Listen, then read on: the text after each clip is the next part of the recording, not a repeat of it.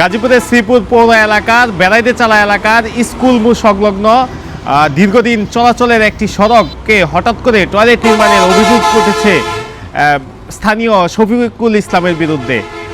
এই ঘটনায় এলাকার স্থানীয় রশিদ মিয়া তিনি প্রতিবাদ করেছেন। প্রতিবাদ করতে গিয়ে তিনি মিথ্যা মামলার শিকার হয়েছেন, এ ধরনের অভিযোগ উঠেছে। আমরা জানতে চাইব সরাসরি তার কাছ থেকে। গাজীপুর 3 আসনের এমপি অধ্যাপক রফিকুল ইসলাম বাচ্চু সাহেব, মাননীয় সংসদ সদস্য, আমি আপনার দৃষ্টি আকর্ষণ করছি, আমরা এই জনসাধারণ মানুষ এই রাস্তা দিয়ে সবসময় চলাফেরা করি, এর মধ্যে যাতে কোনো অবস্থাতে টয়লেট করতে না পারে সে, এটা আপনার দৃষ্টিকোণে আপনি রাখবেন। এইটা হলো আমাদের পারিবারিক রাস্তা, এই রাস্তা দিয়ে আমরা সবসময় যাতায়াত করি, শত শত লোক যাতায়াত করে। এটা আমাদের নিজস্ব সম্পত্তির উপর দিয়ে রাস্তাটা করা, তার বাপ চাচা আমরা সহ সবাই এই রাস্তাটা আমাদেরকে করে দিয়েছে।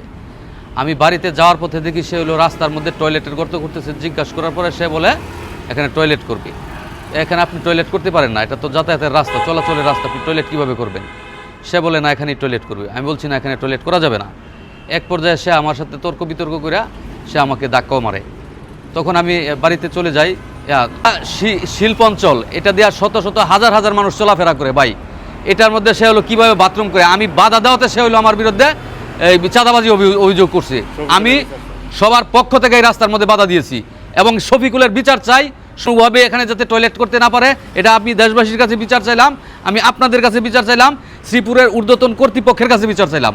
রাস্তাটা আমাদের পারিবারিক রাস্তা, এখনো এই যে 2 রাস্তার মোড় রশিদ জাহি রাস্তা, আমরা শত শত লোক চলাফেরা করে এই রাস্তা মোড়ের মধ্যে সে গাঁথা করতেছে, রশিদ টয়লেট করতেছে।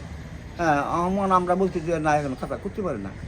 বাধা দেওয়ার কারণে রশিদে মানে এইরকম একটা মামলা হয়েছে এবং 5 লক্ষ টাকা বিক্রি হয়েছে। সম্পূর্ণ মামলাটা সম্পূর্ণ মিথ্যা এবং সে জীবন এই কাছে ছিল না, এই প্রকৃতি ছেলেও না, এলাকার মধ্যে সে ভালো ছিল।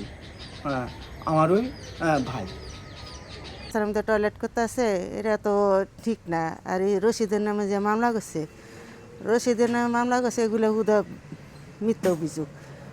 এলা হেরা বাইরা বাইরা কী করছে না করছে হেরা মিলে যাব বা রাস্তাটা সমাধান করে দিব। রাস্তাটা চাই আমরা উন্নতি হোক, আমরা বাড়ি বাড়ি সবাই আডি, বা এখানে জনগণ বাইরে সবাই আডে। এখানে যে মিথ্যা মামলা হয়েছে, আমরা চাই মিথ্যা মামলাটা উঠে এলো।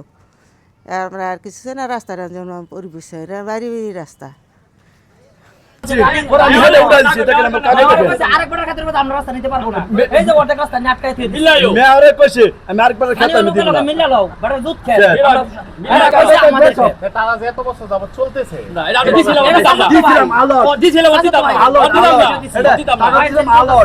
এখন দিবেন না? দিব না, দিব না। আমি করতেছেন, আপনি কিন্তু উস্কানি দা করতেছেন, কই না উস্কা দিতেছেন। অতদিন দিছেন দিতাম না, আমার ভালো লাগে না। এই বউ আমার দুধ খেতে হবে,